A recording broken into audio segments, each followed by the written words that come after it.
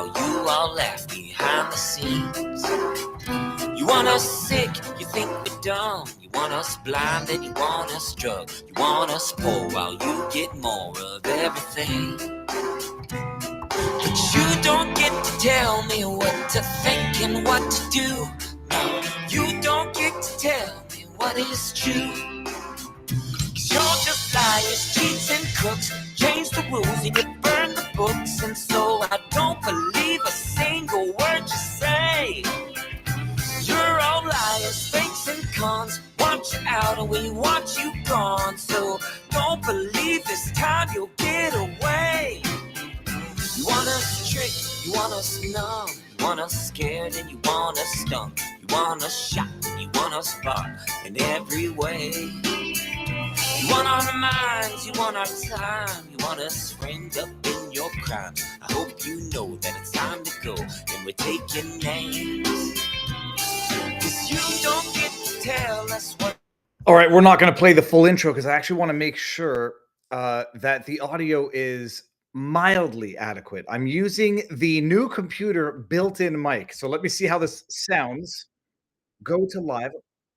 Ooh, that's actually not bad.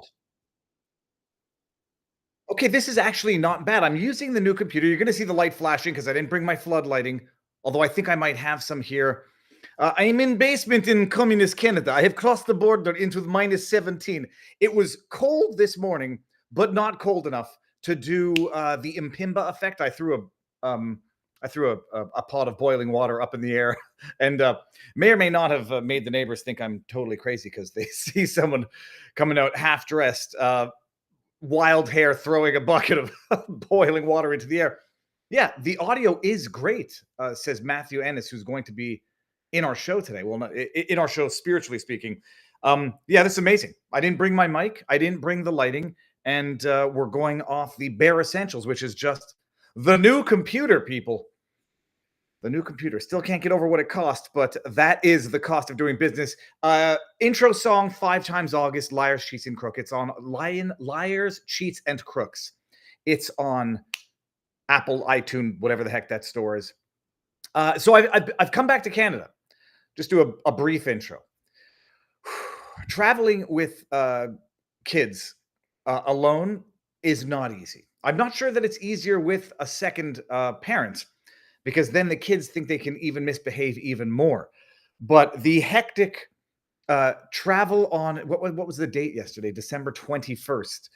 I don't remember when the last time I traveled at Christmas was. I don't remember what we did the last time we came back to Canada last year. It's unpleasant. To say like you're sardines is an understatement. To the extent that you land safely and get through customs and don't have any problems, delays, there were some small delays, whatever. Unpleasant. But I was trying to filter through that 17,000 page document on the weaponization of the federal government in the States that was published Friday. It wasn't happening. Got to drive the dogs to the kennel, pack up, make sure, it wasn't happening. But I did get to watch 2 movies on the airplane yesterday. One was Dumb Money, about the GameStop drama. I was not impressed with the movie. I texted Ian Carroll afterwards and I said, like, how, and I looked at it, I was like, how accurate is this movie? And like, the characters are made up with the exception of Roaring Kitty. It's a little oversimplified, but, it gives the idea of the gist of the GameStop crisis. I mean, my angle from it, Robert Barnes and I, we talked about it a lot. The Robin Hood fraud angle, them disabling the buy feature and only allowing the sell feature to tank the price so that they could allow their short hedge fund buddies to pick up, minimize their losses. I remember that. But I didn't remember. I knew nothing of the Roaring Kitty side of it above and beyond some superficial, following at the time. It's decent. And then I watched another movie called Love Bleeds. Oh, geez, what was it called? Love Lies Bleeding. Love Lies Bleeding. Was that the name of the movie? It could not have been that movie because it had the woman. Oh gosh, what was it called? What the heck was the name of the movie? Basically, it was like almost softcore lesbian porn mixed in with a little bit of A little bit of extreme violence. Oh, come on. I thought it was called Love Lies Bleeding with the girl from Starlight or the Twilight. Love Lies Bleeding. Come on. I just watched it yesterday. Does anybody in the chat know what I'm talking about? It is called Love Lies Bleeding. 2024. Thriller, crime. Not a movie you want to watch on an airplane. A lot of lesbian sex in that movie. Nothing wrong with that. I mean, nothing wrong. Whatever. No religious element to that. But I don't think I liked it. Who said they liked it? Love Lies Bleeding was excellent. I don't know if I was watching it not in the right environment. I wasn't impressed. But I'm turning into a cranky old man when it comes to movies. I don't like movies at all anymore. Again, Viva's watching. No, because now who was the woman in the movie? Because there was a picture of going around and it said like what happened to the actress in the movie. And then it makes sense because the actress was playing. What's her name? Kristen. I can't see this. My gosh, my eyes are getting bad.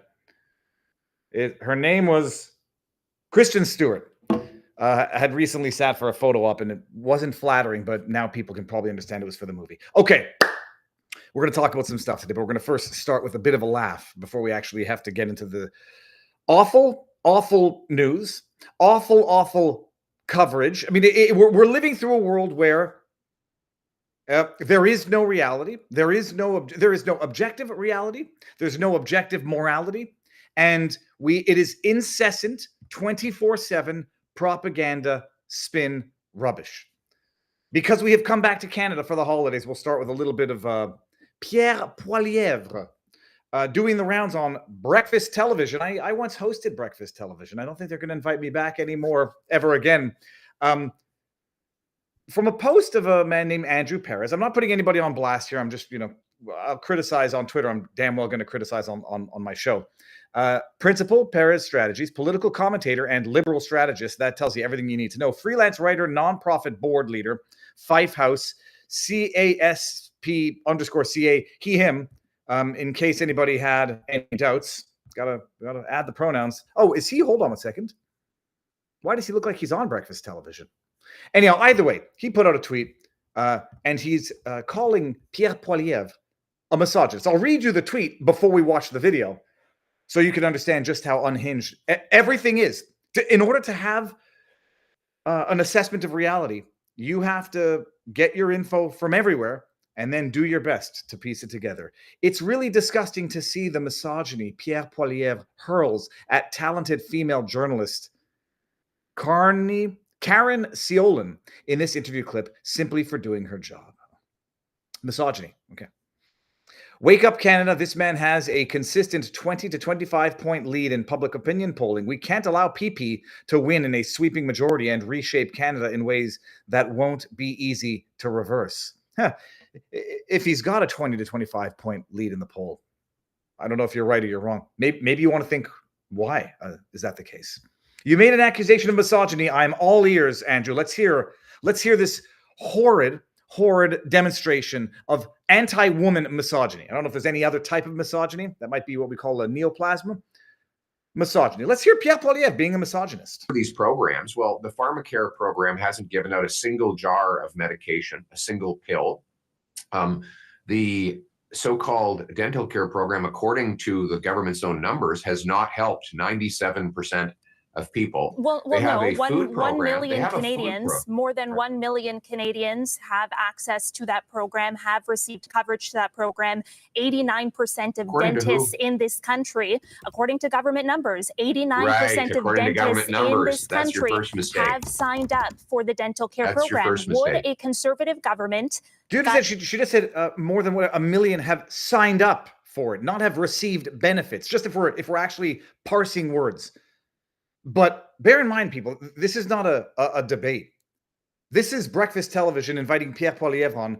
And as far as I'm concerned, this journalist, man, woman, black, white, Asian, Jew, whatever, is talking over him, period.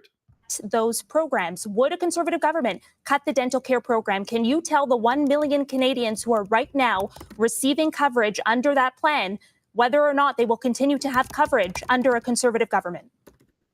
So first of all, you've revealed your own bias in simply accepting government propaganda.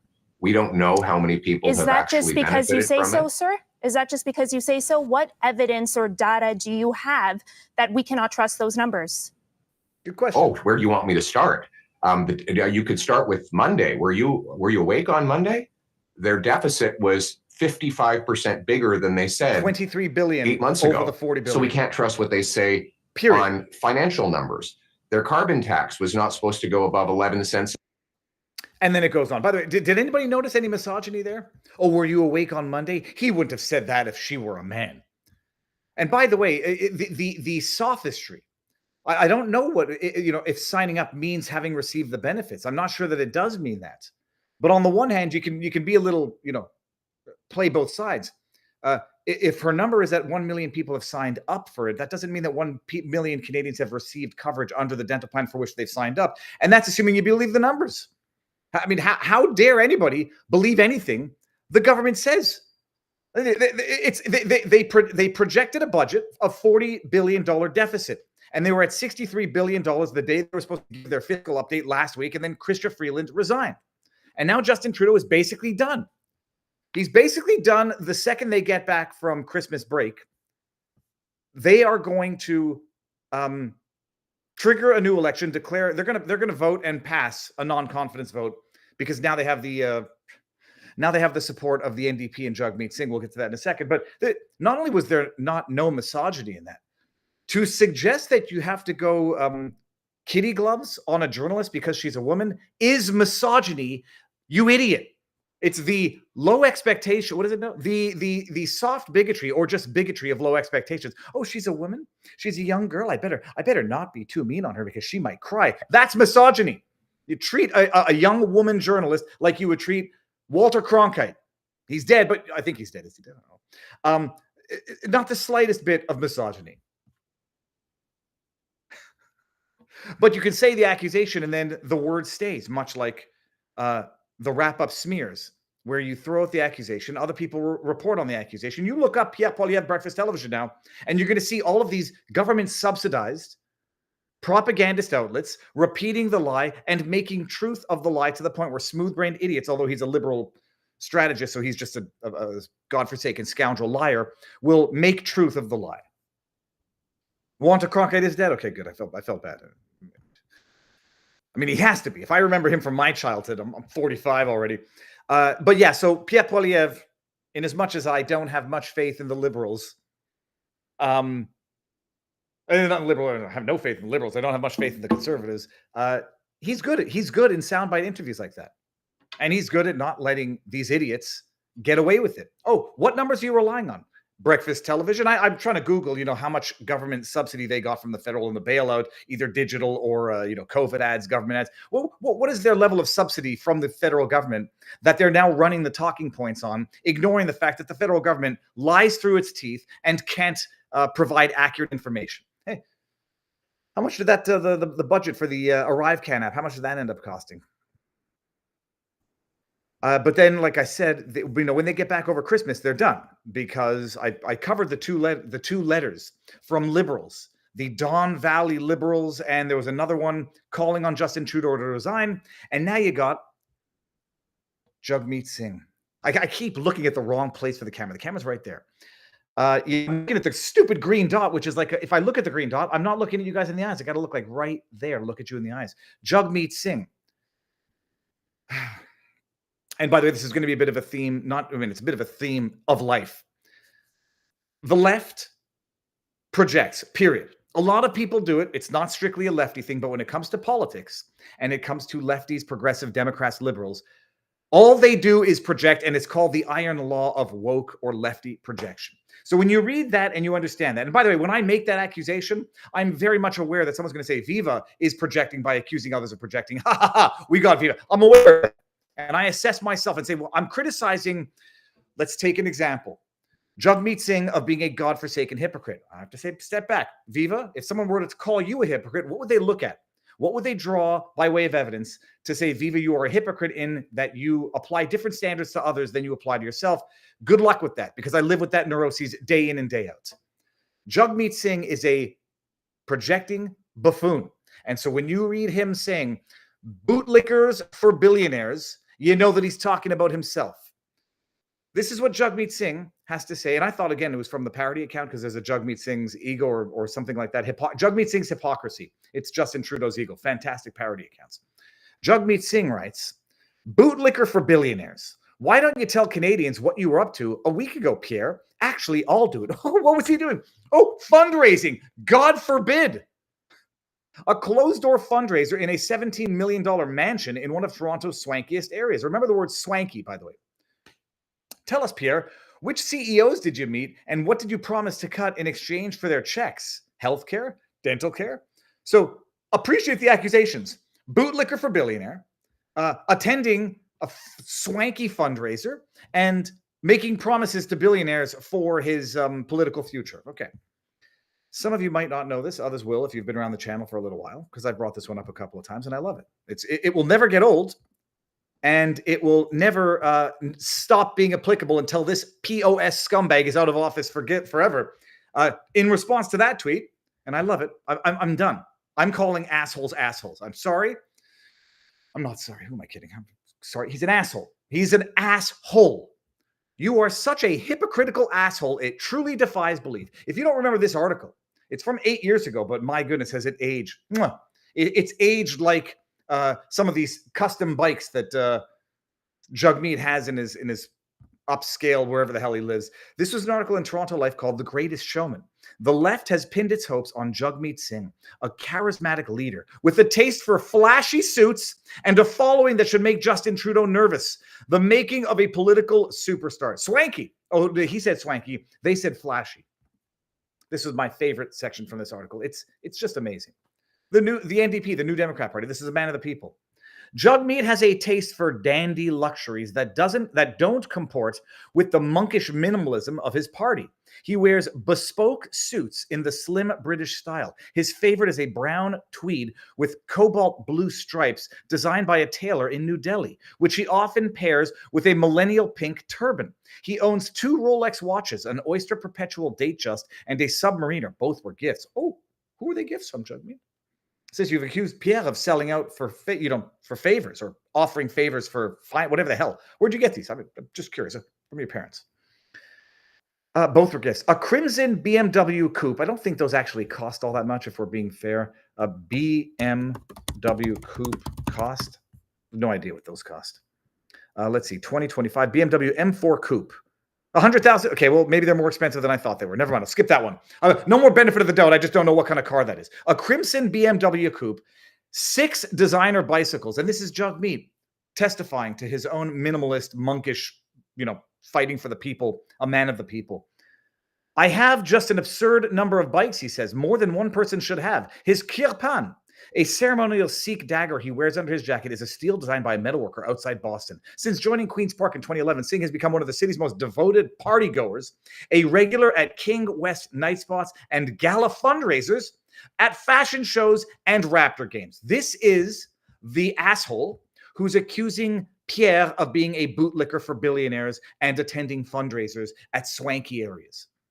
I mean, when you hate yourself or when you know that you are evil, all you can do is try to look for that very same evil in others to somehow minimize your own evil and your own hypocrisy.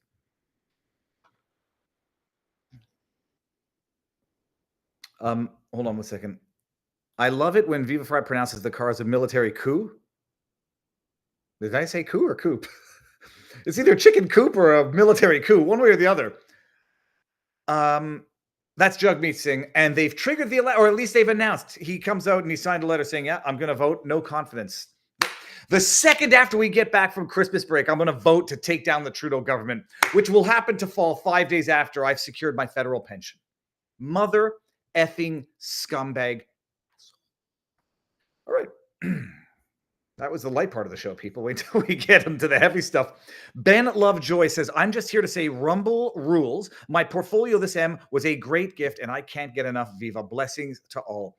Ben Lovejoy must be talking about the news that Rumble has asked Rumble. I'm sorry, I just got a text from my wife and it says, are you live?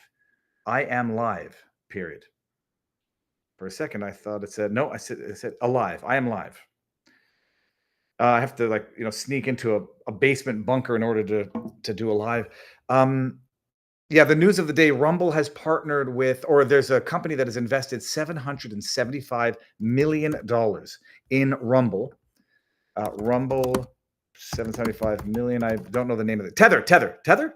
Yes, it is called Tether. Okay, here we go. And so the stock price went up 40 some odd % after hours on Friday. Rumble to receive $775 million strategic investment from Tether. I'm a bit of an idiot, so I'm not sure exactly what Tether is, but now I know a little bit more than I did Friday. A video sharing platform and cloud services provider, Rumble, said on Friday it has entered into an agreement with Tether, a blockchain-enabled platform, to receive a strategic investment of $775 million. What does it come with in terms of how much equity Tether's going to get? Shares of the Toronto-based company were up 43% after the bell. That was 43%, by the way, after it was already up 35% over the last month and a half. Cryptocurrencies have soared since Donald Trump won the presidential election. His pro-cryptocurrency stance, including a plan to create a U.S. Bitcoin strategic reserve, has stoked enthusiasm of crypto bulls, leading to a record rally on Bitcoin. Rumble said that following the completion of the transaction, Chris Pavlovsky, Rumble's chairman and CEO, will retain his controlling stake in the company, while Tether will own a minority position in Rumble's outstanding common stock. It will not have the right to designate any members of Rumble's board. That is how Chris, by the way, makes sure that he keeps control over his baby, which is Rumble. Rumble also said that it will use a portion of the proceeds to fund a self-tender offer for up to 70 million of Rumble's common stock. So you'll have a little bit of, I don't know what that means actually. Rumble also said it will use a portion of the proceeds to fund a self-tender offer for up to 70 million of Rumble's common stock. The investment and the tender offer are expected to close in the first quarter of 2025. It's good news. I mean, that's all I know. When those who know more buy up the stock and invest in Rumble as an entity, I've had nothing but faith from the beginning, and I've got nothing but optimism. Victor_Cardone. Is that really Victor Cardone? Hey, Viva, if you were to guess how many Canadians would actually prefer being the U.S., the 51st state, I would run a poll, but it would be very much not falsified, but it would be obviously impacted by my political ideological silo. I make the argument that Canada basically is a de facto 51st state already, and not in any mean or controversial, degrading, demeaning way. It's just we rely, or Canada relies on the U.S. for a great number of things: trade, security, and it's on the same continent. Like, people get offended at the idea, but it would be even less culturally conflicting than the European Union. How do you have a European Union and say, okay, we've got a European Union? It's sort of like the entity that encompasses a 51st state between two countries which were fighting to the death 60 years ago. Like, all right, the European Union consists of Germany and France, and somehow that is culturally, ideologically more in alignment than saying that Canada could be the 51st state of America. But I think there's a great many people who would not mind and would not care and would actually greatly, greatly appreciate it. All right, now let's see what's going on in vivabarneslaw.locals.com. Down a little. Viva! Svihansa says, you mean the Fourth Reich and the Third Soviet, or the Third Soviet? Okay, you got... Svihansis gets the joke, but yes. Tether is a effed up company and shiesty AF, says Encryptus. Tether is the best monopoly money there is. I might know of an alleged crime of crimes of... Okay, I'm not getting into this right now. I wonder how many Dogecoin... I wonder how my Dogecoin is doing. Did I tell you I picked up a little Dogecoin? Just, I won't say that it was before I watched the movie, but it certainly reaffirmed my decision. You don't want to miss Well, it's 43 cents Canadian. I need it in US. You don't want to miss the next. That's at 32 cents. Okay. Anyways, that's not the topic of the show, people. I'll close this up here and go over here. Victor Cardone says, "Are we going to be forced to join Rumble?" From what I understand, I did as much of a Q&A on it as I could. You're going to be required, if you're using locals, to create an email account with Rumble in order to continue having access to locals in the future. And I've answered, I think, every question that the community had, and I put those answers out there, and hope I've done a good enough job. Tzvi Hansen says, Viva, Gadi, not Gad, Gadi.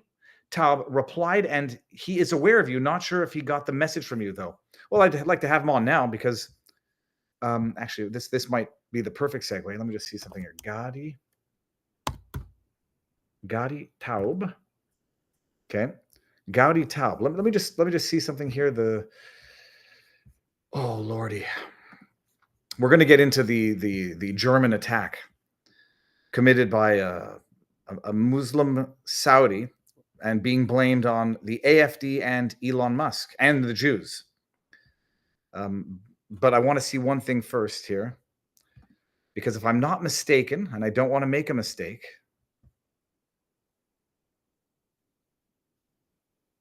I want to see if somebody was actually following that account. Okay, hold on. Give me 1 second. Just I need to get to the alleged attacker's Twitter account before I say anything that might be factually incorrect. It's Dr. Taleb Jawad. Okay, so hold on a second here. Let's do this. Twitter. Go here. Okay, give me 1 sec. This one. Okay, yeah, that's so here. This is what I'm going to bring this up. Let me make sure that my DMs are not open. Okay. The account of the alleged attacker, and I think we can agree that it's the attacker now. Is the alleged attacker out of Germany? He's followed. People go into the follows and think they've gotten like all of the best gotchas on earth. He's followed by Mordechai Kadar, who I believe is one of the people, Hansen, that you suggested I reach out to, and you don't know who followed him when. I don't know if there's a way to check that out, but people are making a big deal of the fact that he's followed by Tommy Robinson. And if you go into, let me just do one thing and make sure that it doesn't. Followers you know, and those are the followers I know. All right, well, let's get into the attack in Germany. This is a world now. Again, you don't know what you can believe even when you see it with your own eyes. You don't know what you can believe when you read it in the paper. You can pretty much bet that in the fog of war, there's going to be lies, disinformation, mistaken information, and truth.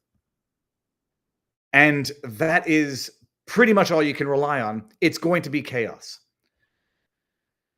Mordechai Kadar would be an excellent guest, says M. Sidloy. I've reached out to Mordechai as well, and it might be an opportune time to have it. But right now, let's set aside all. Let's set aside all personal feelings, and let's set aside, if we can, all internal biases. I only want to know what happened and factual elements of what happened in that attack in Germany. So now you know that there's been a vehicle attack. I'm saying that tongue in cheek, actually. The one bias I will not hide is that no matter how much you hate the godforsaken legacy media, you do not hate them enough. This was from December 20th, 2 days ago. I mean, I'm reading it. They didn't even change it. They didn't delete this tweet to rephrase it. A car has driven into a group of people at a Christmas party, a Christmas market in Germany. A car has driven into a group. It's like the car has agency. You didn't even need to add a single letter to that statement in order to make it more accurate and less, disenfranchising of agency. A car has driven into a group of people suggests that the car drove itself into a group of people. I'm not trying to be semantic or glib here. A car has driven means it drove itself. A car was driven means that somebody drove it. So you needed to change one freaking letter in this headline to make it not grotesquely offensive to human dignity. a car was driven into a group of people at a Christmas market in Germany would have been accurate. A car has driven utterly absolves the driver of any responsibility. Even if the driver had a medical emergency, which is not the case, you would say a car was driven, but the driver had a heart attack. In this case, the driver had different motivations and ones that are being dissected by the aggregate knowledge of the internet. The driver happens to be, in fact, the alleged driver. Everybody's alleged here, and nobody's been convicted. The alleged attacker is a Saudi refugee. Is from Saudi Arabia, living in Germany, claiming asylum. And we know a lot more about this man now than we did before. But set aside all intentions. What is it called when you divine intentions through tweets, which are mildly conflicting to say the least? The man from Saudi Arabia, Shia Muslim, from what I understand, claiming asylum in Germany, these are the facts, is alleged to have driven his car through the crowd. One thing is clear, it was not a medical emergency in any heart attack sense. Whether or not it was a medical emergency and that the man is schizophrenic and batshit crazy. To commit murder, I think you have to be by definition. Then the only question is what motivated that person who's clearly mentally ill to the point where they'll kill people. We can get into that in a second as well. Saudi, Shia Muslim, living in Germany, apparently trying to fight extradition to Germany, back to Saudi Arabia. So there was a long thread, and I believe this is the individual who broke. No, this is not it. Okay, this is actually one that I wanted to bring up afterwards, where you don't even know what you can believe anymore because people. I've lost my page. Hold on a second. Because people say things that are false. At one point, the account was suspended and then reinstated. Then people say the account has been deleted, nuked. No, it hasn't. Well, it was temporarily for a second. Yes, maybe it was. Oh, and then in that time, Elon deleted a bunch of posts, so now you can't see the whole thing. Unverifiable. And in fact, the problem is that allegation, I believe, remains unverifiable. Unless, I don't know, even if those tweets were deleted, if they were archived. I guess an archived link could prove the existence of a tweet that is now no longer in existence for whatever the reason.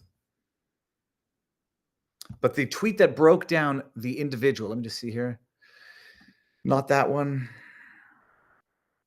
Not that one. And I believe it's this one. Here we go. Okay.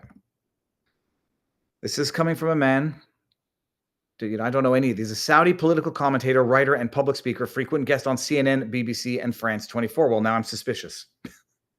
That's how it works. I will be very suspicious of this individual if they're frequent guests on CNN, BBC, and France 24. Okay, now let's see what the evidence suggests here. A thread, 1 to 10. Raw facts you won't hear from the German media echo chambers about the latest horrendous terror attack in Germany, Magdeburg. And then we got here, early 2006, Taleb Abdul Mohsen flees Saudi Arabia after being accused of rape and implications in serious crimes. These, I believe, are known facts now. Oh, do I have to do it this way? Okay, so hold on. Doesn't let me do down the thread in incognito. So let me just get this in here. Okay, here we go. I need a caffeinated beverage immediately. Number 2, Saudi Arabia formally requested his extradition, but Germany denies the request, citing human rights concerns despite clear evidence of criminal activities. So this is going to be the important one, I think, when attempting to interpret what is basically if you haven't seen the movie Seven, it's like the serial killer in Seven's diary. Try to decipher the diary. It's going through this guy's Twitter feed. Apparently, there was an extradition request for this man back to Saudi Arabia, where I suspect he knows what he might have faced, which might explain some of the public tweets he was making in his Twitter feed. But there's another explanation, which we'll get to in a second, which is another woman who's explaining a concept I'm familiar with. I'm not a religious expert by any means, but called taqiyya, the right to mislead or deceive in furtherance of religious objectives. We'll get there in a second. Bottom line, extradition requested. This guy obviously doesn't want to go back to Saudi Arabia. What's the best way not to go back to Saudi Arabia? Be critical of Islam. Pretend to be an atheist asylum seeker. Maybe a pro Israel one. Who knows?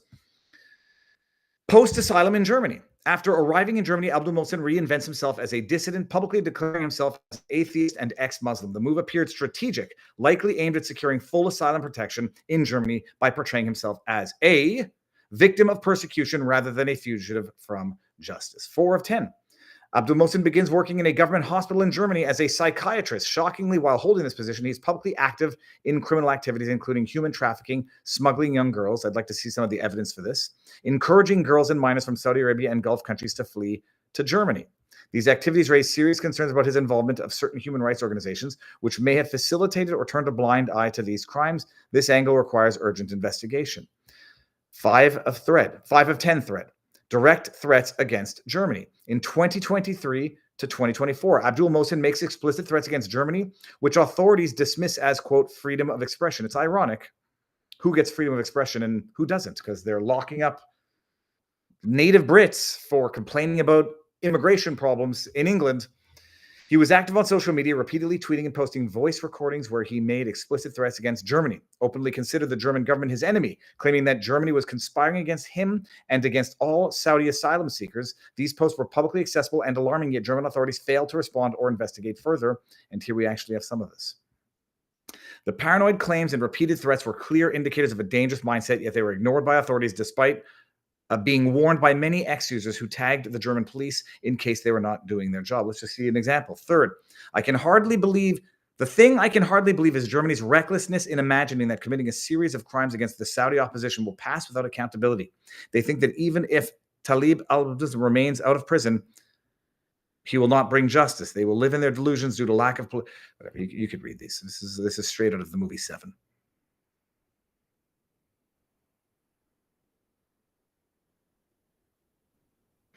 You can read that. Okay, we're gonna get this out of here. 6 of 10. Ignored warnings from a Saudi girl. In 2023, a Saudi girl reported his terror threats to the German police via their official X account.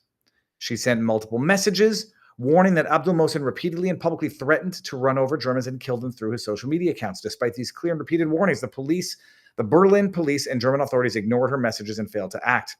This negligence directly contributed to the tragedy that followed. On December 10, we saw what he did. Shameful German media coverage. German media's coverage of this tragedy has been shallow and misleading. Most headlines simply refer to him as a Saudi citizen, ignoring his criminal past, threats, and motives. No mention of him as a Saudi fugitive, dissident, anti-Islam criminal, etc. It was perhaps to cover up the authorities' astonishing failure. They didn't even call him a terrorist. Well, they just said the car even drove. They didn't even see that he drove the car. The car drove itself.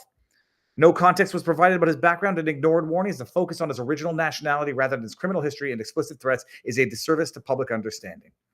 9 of 10. Why was an extradition request by Saudi Arabia denied by Germany despite clear risks? Why were the public threats of violence ignored? Why did the media fail to inform about his background, motives, manipulation, etc., etc.? Why were the warnings from concerned individuals ignored? And 10 of 10, below is a clip by the BBC glorifying the same terrorist. Don't be surprised.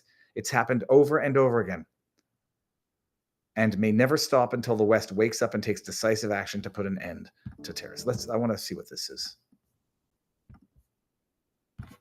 I'm from Saudi Arabia. I'm an activist. I created a website to help people seeking asylum, especially from Saudi Arabia and the Gulf region. He's an ex-Muslim. He lives in Germany where he sought asylum after his life was threatened back in Saudi Arabia. His website has helped hundreds of ex-Muslims flee the Gulf, where apostasy can be punished with a prison sentence or death. So if you're trying to avoid being extradited back to Saudi Arabia, where you would face death, what's the best way to do it? They won't extradite you if they know that you're going to face death or torturous punishment if they allow you to be extradited. So what's the best way to do it? If we're playing a game of divining intentions. Yeah, I use basically WhatsApp, Twitter, Telegram. If I have time, I spend totally helping Saudi asylum seekers between 10 to 16 hours a day, if I have time. The only Arab country from which I did not have an ex-Muslim seeking help until now from me, is Oman. 90% of people who approach me are women. Okay. That's a pretty exhaustive thread as to who he is. So, and then you don't even know what to believe. Is he an actual ex-Muslim? Is he pretending to be an ex-Muslim so that he can avoid extradition requests so that Germany will not extradite him back to a country where being an ex-Muslim apostate is punishable by death? You take your guess. But those are the facts at the very least for now. Is Viva Canadian? Viva is Canadian at JDL. I am Canadian, currently residing in the free state of Florida. Now, we want to divine intentions. There was another very interesting analysis, and I'll play it out. It's a little long, but it's, I say super viral is not the metric of success, but sometimes it is a metric of accuracy and value-added information to the conversation. This is, let me just see who this is again here. Sorry, let me see here. How do I get out of here? Escape? Yeah, this is from Maral Salmasi, who is politically incorrect Iranian-German entrepreneur and producer, who put out a very thorough analysis. Despite claims made by the German press, Taleb al-Abdelaziz is not an ex-Muslim atheist, nor is he a fan of the AFD or Elon Musk. While he may have spread this misinformation himself, it aligns with the practice of taqiyya, an Islamic doctrine that permits lying and deception to advance Islamic objectives. I'm playing this. No, I presume when people say you can lie in order to further religious objectives, it means like if they're coming asking for Anne Frank, can you lie? That's what I presume it means. And I'm playing this, for right or for wrong, judgment free. In reality, he is a radical Shia Muslim, as evidenced by his name and numerous tweets and chat leaks circulating on Arabic-speaking platforms like X. Disturbingly, his plans to carry out mass killing of Germans were brought to the attention of German authorities by a Saudi woman. Tragically, the police ignored her warning. The links are added in the description. But let's hear what Marala says here. I want to address the misinformation spreading about Taleb al-Abdul Mohsen, the terrorist behind the Christmas market attack in Magdeburg, Germany. Contrary to some claims, he was neither an atheist nor an ex-Muslim.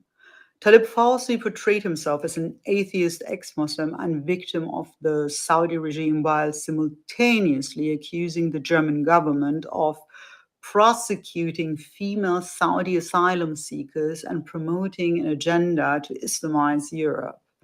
His identity as a radical Shia Muslim is evident, even from his name, which explains his hostility towards Saudi Arabia and his wicked jihadi agenda. Leaked tweets and chat screenshots now circulating on X reveal his connection to radical Islamist networks, including accounts linked to ISIS. And ex-Muslim organizations and activists on X have also reported receiving direct threats from Taleb. Ask yourself, why would an atheist threaten ex-Muslims? It doesn't make sense. This is a classic example of taqiyya, an Islamic practice that allows Muslims to lie and deceive to advance Islamic goals or agendas. Taleb's false narrative designed to sow division, chaos, and terror reveals the psychopathy and manipulative nature of a jihadist.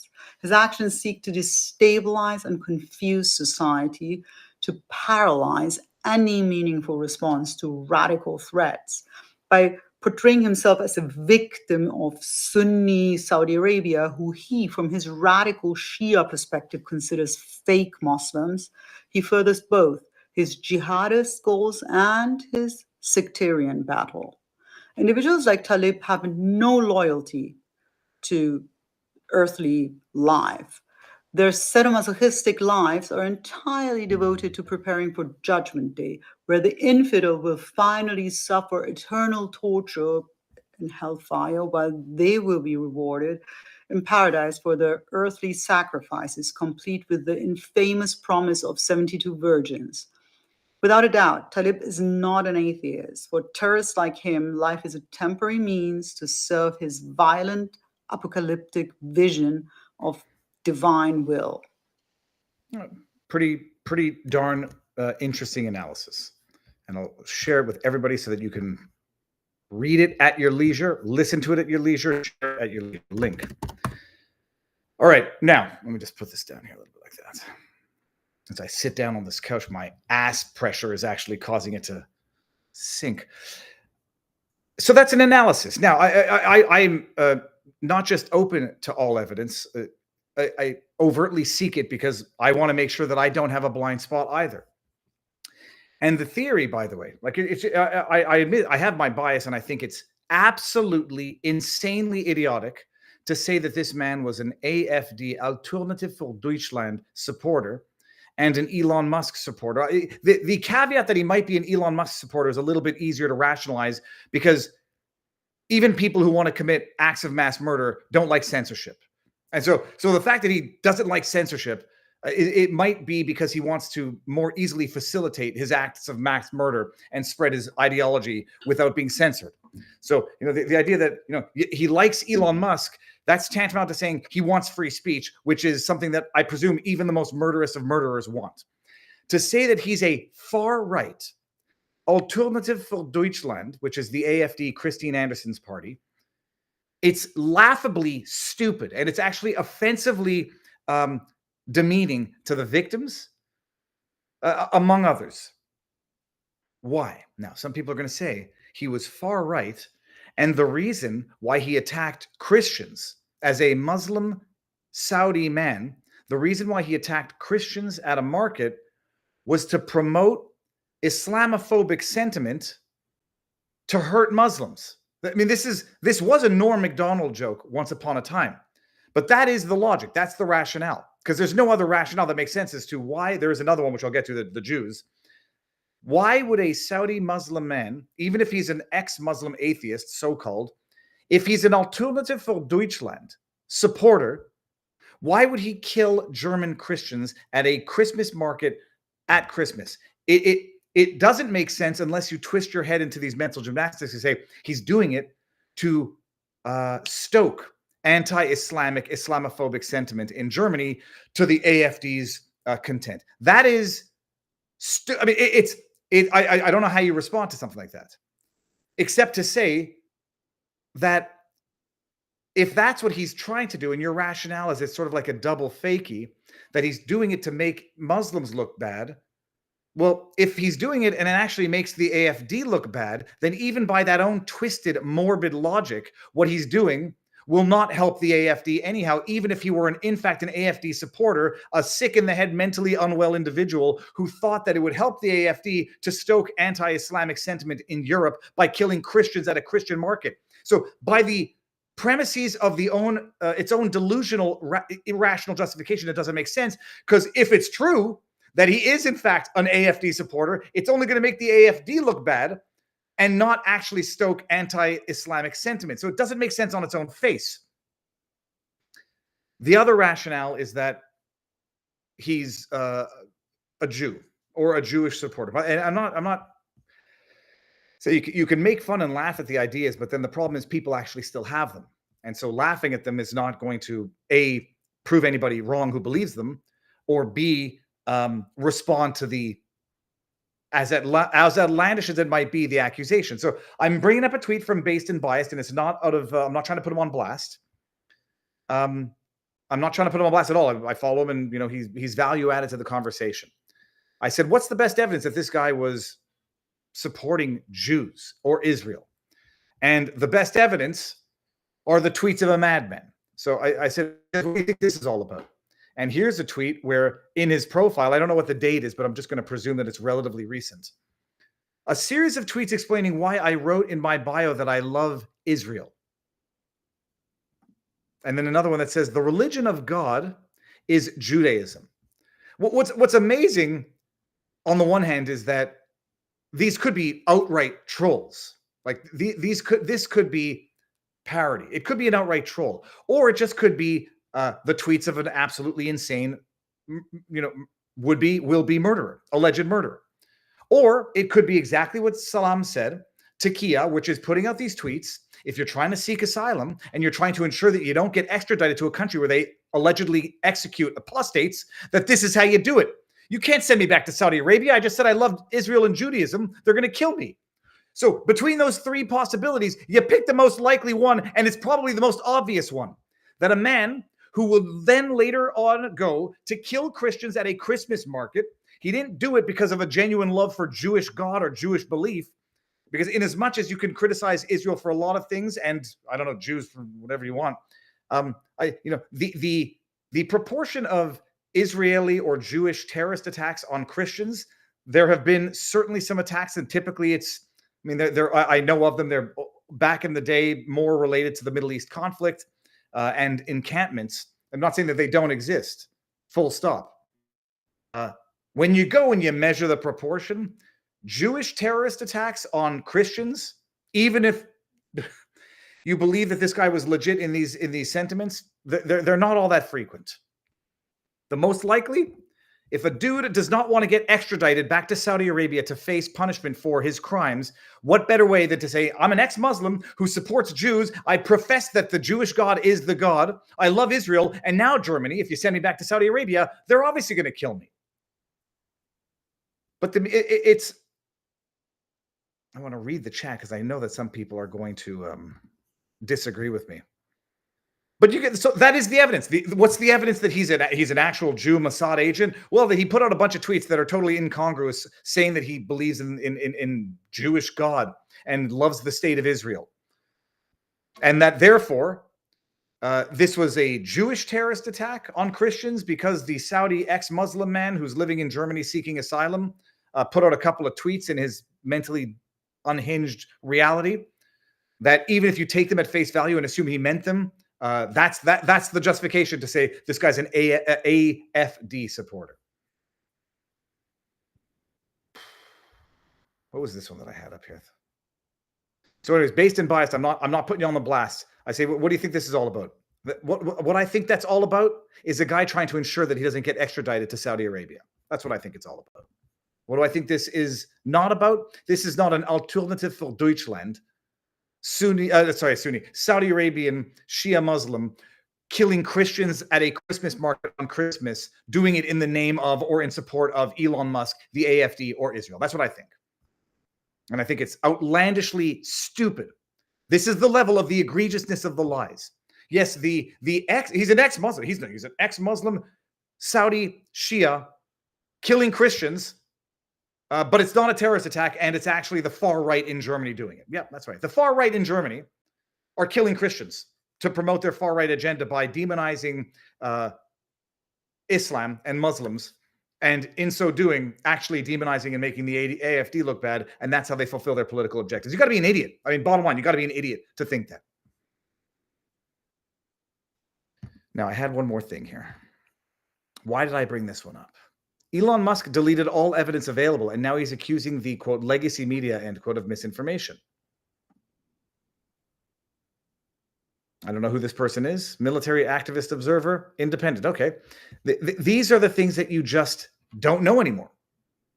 They said that the account was nuked. It wasn't. I think it was temporarily suspended because I do remember that at one point.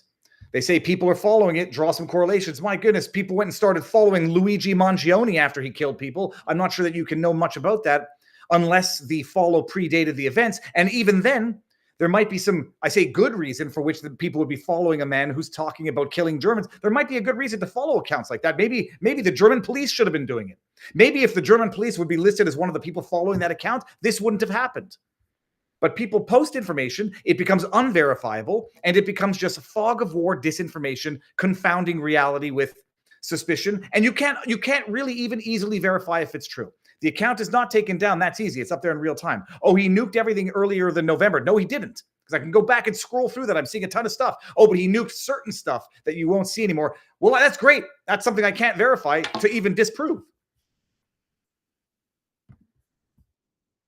And that's all I have to say about that. What was this one? Suppressed news. Let me see who this is. Okay, now it's actually very funny. I learned about the watermelon from Ian Carroll. The individual who ran into the crowd with a car at Christmas market in Magdeburg, allegedly identified as the man, an atheist, ex-Muslim, Saudi-born psychiatric activist. He lived in Germany since 2016. He's extremely anti-Islam. He proudly expresses his tendencies to slaughter Germans on X. Did I read this one already? Germany has refused to extradite him to Saudi Arabia. Oh, this seems mildly accurate of a. He has proudly expressed. Well, you can see this is where that's editorializing. Sorry, proudly is editorial. He has expressed tendencies to slaughter German. I mean, I guess you could say he's proud. He is wanted by Saudi Arabia. Okay. Oy, oy, oy. And yeah, that's the big news of the weekend. It's inverting reality. It's like, and the egregiousness of the lies seem to get more and more outlandish the more they have to conceal reality. Even taken at its most charitable, this man is a mentally ill.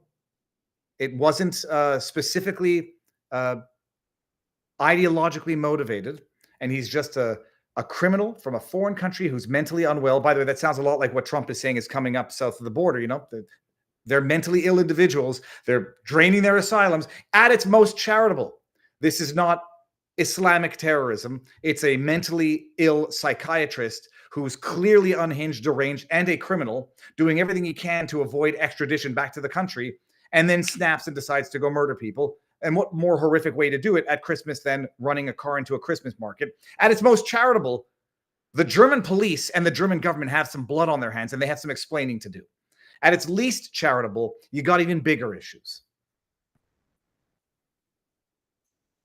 All right, I think that's all I have to say about that.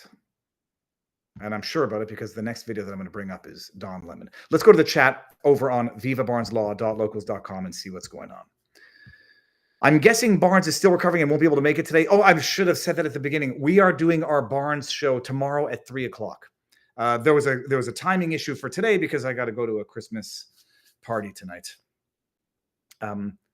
So I have to do that. So we couldn't do the show at 6 o'clock.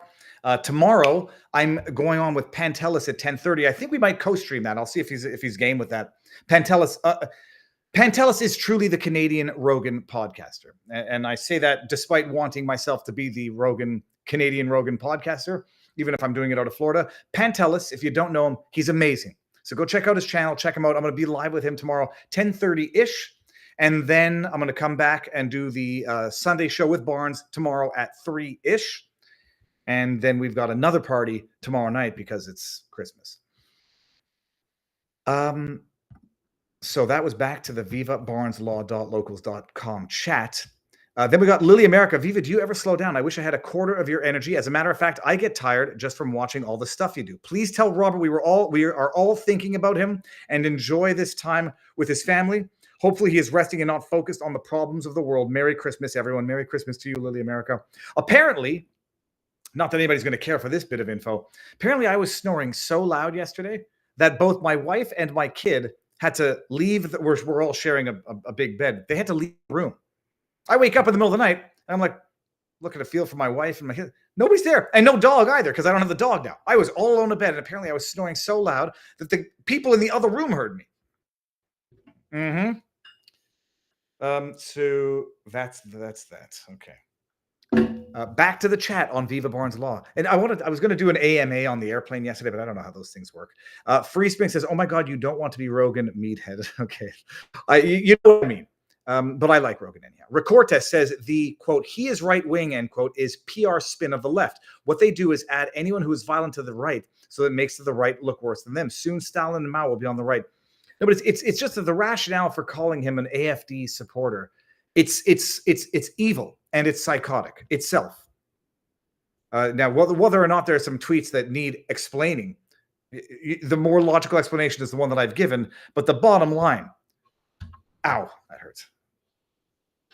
It's just evil, and it's such an insult to the injured and the murdered to refer to him like that. But by the way, it's the wrap up smear, it's the wrap up disinformation silo that Nancy Pelosi once said. But we're going to see it right here. So who's this? Warren Redlich. I can red lick my own balls. Oh, he's got a Tesla truck. Very nice. Dad, tech nut, libertarian Florida man, retraining nomad neural nets. I have no idea what the hell's going on. Dude, what? I'm done. Rice, Stanford, Albany Law. That's the weirdest bio that I've ever read. Okay. On that note, he says, this is spectacular. Don Lemon gets owned. Watch this video. Where's the camera? Watch this video and appreciate it through the lens of disinformation laundering. They make up the lie. And then people say, look, of course he was right-wing AFD Elon Musk supporter. The news said it. Oh, listen to this. Who is the real president-elect, do you think? Donald Trump won, I believe. Democratic lawmakers in Washington are calling Elon Musk President Musk now, and they're saying Donald Trump is the vice president or the head of communications. What's? Wait a second. No one said that. Really? Have you not watched and paid attention to the Absolutely news? not. I'm paying attention to what I'm doing during my day so I can try and get a better life and get ahead. Okay, do you have your phone with you? I do. Why don't you Google right now? Yes, tell me. President Musk and see what comes up. No. But that's already a loaded question, you realize. Smart man. Tell me, give me the sources. Axios, Business Insider. Oh. We don't trust any going, of these. The keep common going, man doesn't keep trust going, any of this. Keep going. ABC News, Washington Post, New York Times, keep going. The Atlantic. Oh, I don't trust any of them. He's having an orgasm at his own bullshit. I don't trust any of them. Okay. I don't trust any of these. We're the common man. We don't trust any of these. No one trusts the government. No one trusts the common news. We don't trust any of that anymore. Well, Independent news, we are the ones that own the news now. People trust me. They don't trust MSNBC because I care and I'm actually one of them. I can't disagree with you. Okay. Because Then. I get a lot of people coming to me saying, I only watch, I don't watch corporate But I media. want to see Right. what Day, so I can try and get a better life. Here, and hold get on. I want ahead. to see what he Okay, do said. you have your phone with Look you? up I do. Elon Musk. Why don't you Google right now? Yes, tell me. President Musk. And Okay, Google President Musk. Let's do it, shall we? Google. How do I do this? Stay signed out. I want to share this. So I think we're here. Share this. Let's go Google President Musk. The Guardian. Trump said to see Elon Musk as useful activist after spending shutdown. Okay. Chris Christie predicts Elon Musk's influence over Trump will end. Trump team pushes back on President Musk talk amid spending bill negotiation. I mean, it's quite phenomenal, actually. But what I wanted to see is whether or not it was what's the word? Syndicated articles that we're referring to. Let me go back here and do it like this. President Musk.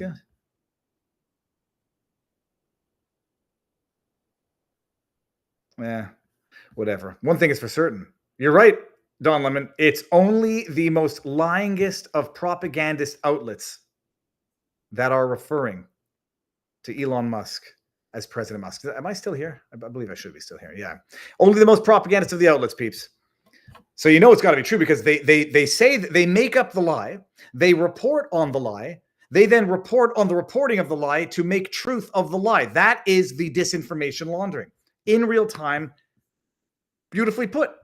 Never trust Google, Viva. Well, no, first of all, I don't trust Google unless it proves the point. I don't trust it unless it proves it. No, the point is what Google is producing by way of results that proves the exact issue here. That they make up the lie, and then because it comes up in the Google search engine, the lie that they put out there, they then somehow say that that is evidence of the truth of the lie. And that's called disinformation laundering. What was I going to do? I did some Viva Barnes chats. They're hiding commentary behind news reporting again, says Stephen Britton. It's the news today consists of editorializing bias and then reporting it as news. Do I want to read this? Mike H _1500 in local says, my eyes have seen the glory of the coming of Donald Trump. He is trampling out the vintage where the grapes of wrath are stored. He hath loosed the fateful lighting of his terrible swift doge. His truth is marching on. Yeah, baby, it just works. Merry Christmas. And let's go back to the chat here.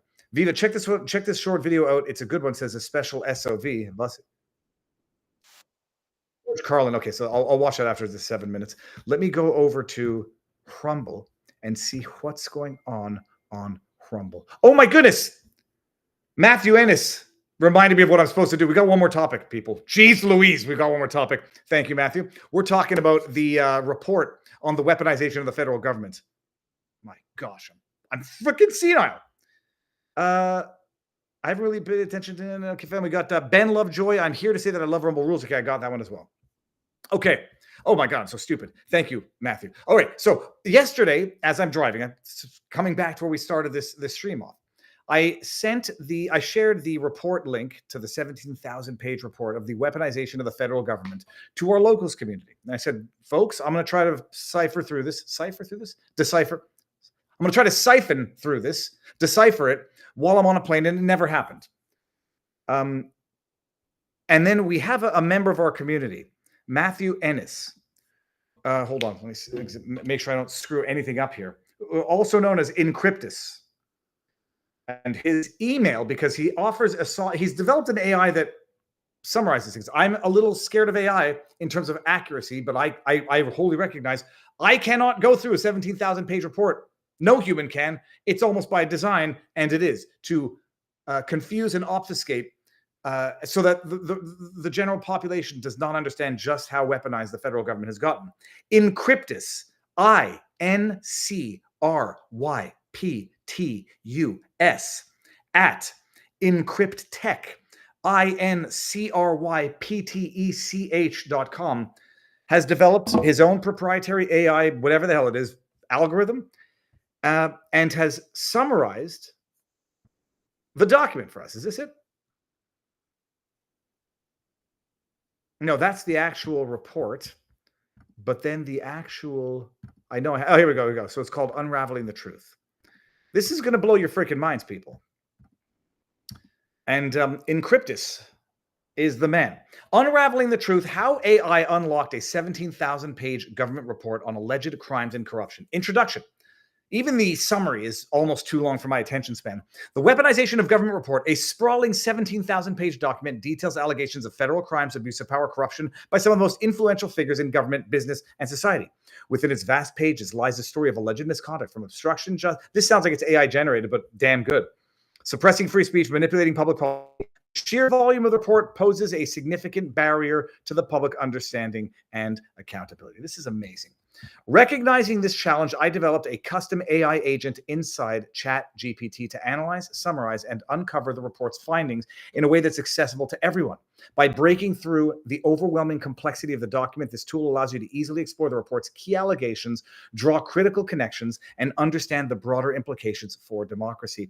Encryptus, how much does this software cost? Because everyone needs it, even if they don't know they need it. And I dare say, and I'll put it out there publicly, I think Rumble and Locals needs to find a way to integrate this into the services that they offer, because I don't even know how it could be offered as a tool for creators, but it would be amazing.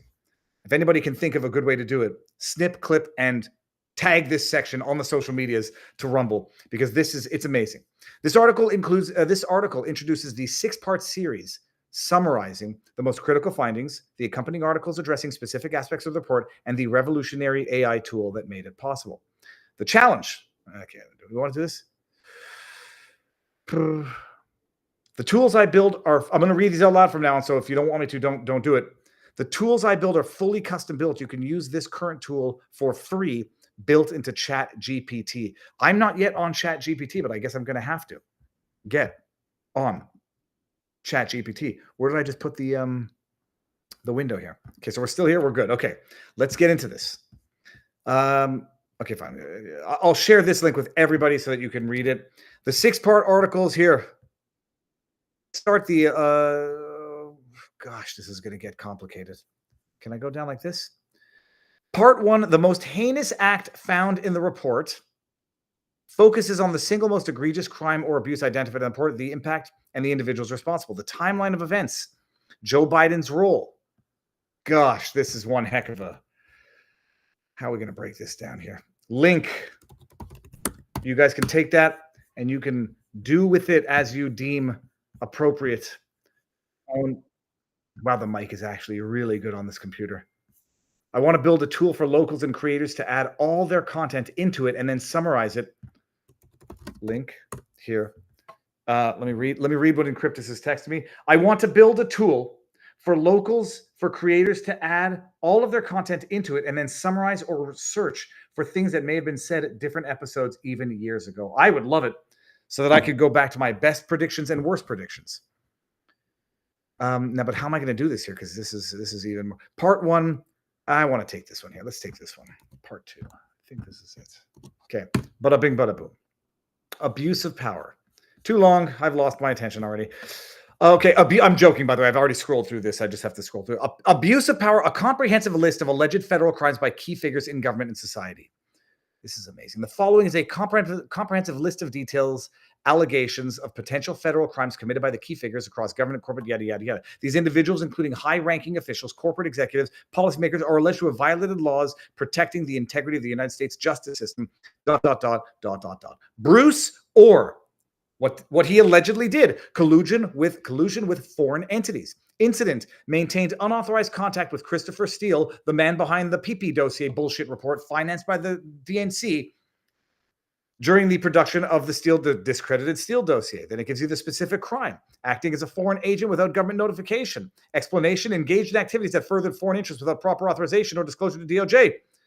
Penalties: up to 10 years in prison. Failure to disclose conflicts of interest. This is amazing. This is amazing. Failure to disclose conflicts. Okay, now we'll go to Rod Rosenstein. What he allegedly did. He allegedly allowed the continuation of investigations based on questionable evidence, including FISA warrant applications containing inaccuracies. They probably contained falsified evidence by one Kevin Kleinfeld. Kleinfeld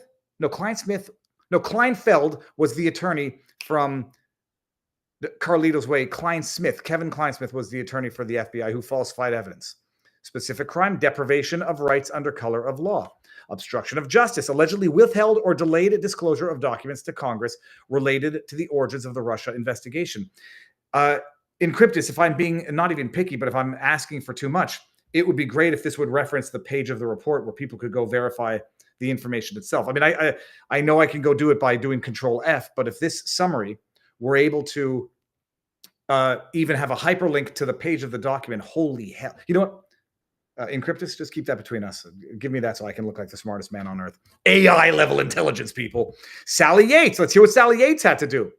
As Deputy Attorney General, Yates signed off on a FISA warrant application targeting Carter Page. That's the one. It didn't have questionable evidence. It had falsified, well, at least the fourth renewal did, despite questions about the credibility of the Steele dossier and supporting evidence. Deprivation of rights. Who else do we have here? John Brennan. My goodness. What did he do? Brennan allegedly directed CIA personnel to engage in activities designed to influence domestic narratives, particularly during the Russia investigation. CIA restrictions on domestic operations is the crime. Holy shit. Eric Holder. What he allegedly did: refused to provide key documents related to the bot. Oh, this one's old. Yeah, this is an older example, the Fast and the Furious. Obstruction of proceedings. No, Eric Holder, contempt of Congress from a validly issued subpoena that was lawfully issued and that he got. He's good. Steve Bannon, unlawfully formed committee issuing an invalid, non-binding subpoena. He goes to jail for 4 months before they can even figure out his appeal. The pages are the pages are spread out between all the documents. Some of the documents have the same pages. In short, we can do that and cite the page, but the page numbers are wonky in that 17,000 pages. I understand what you're saying.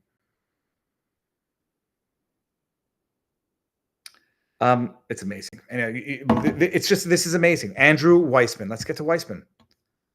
Andrew Weissman. Hold on a second. He spells it with two N's.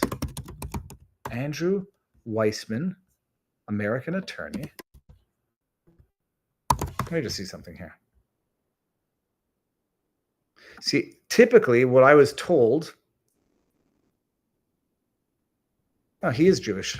Not for any other reason than I was told by a German girl 25 years ago that oftentimes when you have two N's in your last name, it means you're not Jewish. And when you have one N, it means you are. Or it is more indicative of a Jewish. Weissman, when it had the two N's. This is wild. Let's keep going down here.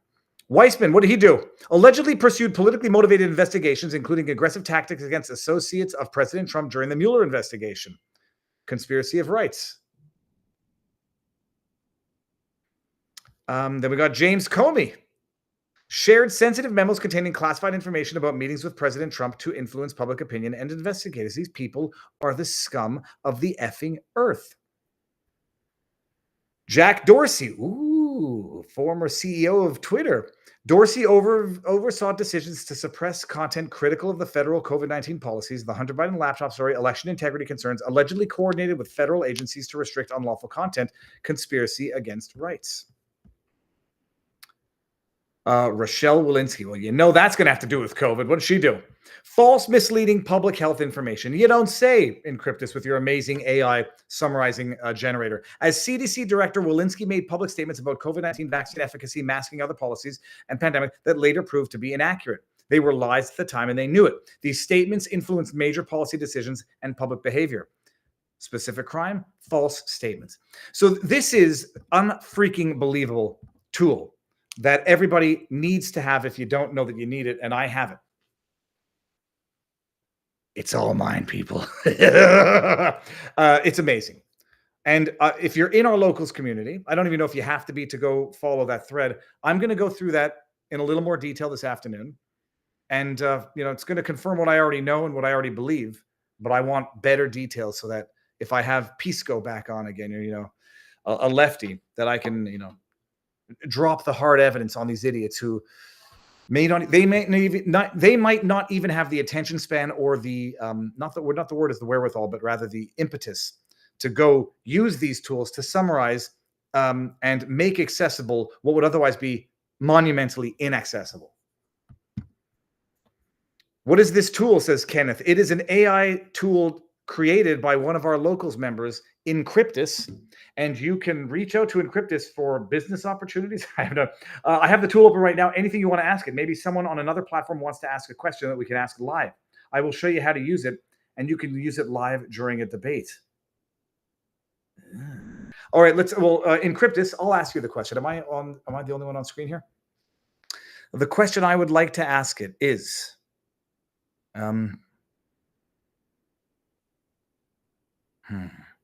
you know what? Chat, what question would you like it to add about the weaponization of the federal government? Encryptus. Hold on, I'll share everybody. Is Encryptus at Encryptech. So it's Encryptus at encryptech.com. My God, my fat fingers and my old eyes. There we go. Encryptus at encryptech.com. Let's ask it the question. Damn it, I'm blanking. The question that I had was, let's ask it this question. Okay, and this is not to put Tim Pool on any form of blast, because I think he misspoke, and I think it's misspoke. Was anyone from January 6th held without charges? Encryptus, I'm talking to Encryptus now, knowing that he's watching. Can you ask it that question? Was anyone held without charges, I'm wondering if it will give you the answer. Was anyone held without being ultimately charged? Let's see if we can ask it that question. And now I'm going to go back here because I want to see what part 2 of this. My gosh. Part 1, part 2, allegations and conclusions. Let's go to allegations and conclusions while that question comes up. It's amazing. AI is amazing, I guess, when it doesn't, create a real deep fake of Vladimir Putin launching a nuclear bomb. Abuse of power, a comprehensive list. Abuse of power, a comprehensive list of alleged federal crimes by key figures. Okay. Marty Walsh. Who's Marty Walsh? I don't even know who Marty Walsh is. So the answer to the question is this. Yes, individuals arrested in connection with the events of January 6th have been held pre-trial, but such detention occurs under specific legal standards. Federal pre-trial detention is determined based on whether an individual is a flight risk or poses a danger to the community. The report notes that the percentage of January 6th defendants detained pre-trial is smaller than that of other federal defendants generally. Well, that's interesting, but that only means that that's only probably because they have arrested so many people in the first place that they shouldn't have. But was anyone arrested? Was anyone detained without charges? Is the question. And then the question would be, can it also generate specific names? This is cool. It's like playing an amazing science game in real time. So I'm at the conclusions. Marty Walsh. Misrepresentation of labor statistics. Oh, Walsh allegedly presented skewed labor market data to bolster administration claims about the economic recovery. Oh, like the ones we just saw a little while ago. false statements where you see they had to revise down all of their jobs by like 818,000. They had to revise up the actual crimes being committed by FBI stats because they lied about that too. Shalonda Young, who's she? Falsification of federal budget data. As Director of Office and Management of Budget, Young allegedly manipulated budgetary information to justify controversial spending initiatives. This included revenue. See, this is where I would need the sections of the documents because I'm not even familiar enough with this to be able to argue it afterwards without reading what was specifically alleged in the documents. So we'll see if we can find a way to cross-reference pages and have a hyperlink so that I could just go click right on it and it would bring me to the page of the document. That would be amazing. Like, I don't know. Elvis Chan, I know. Janet Yellen, we all know she's an idiot. Yeah, so it's transitory inflation. Conclusion. This exhaustive list serves as a start. Oh, it cannot provide names as they're not in the report. We'd have to get the data for that first. Interesting. Okay. Well, I guess you couldn't get the names of the people that are not named in the report, but Yellen is obviously named in the report, as are the others. Conclusion. This exhaustive list serves as a stark reminder of the importance of holding individuals in positions of power accountable for their actions. Allegations of corruption, censorship, yada, yada, are bad. Okay. Encryptus, this has been amazing.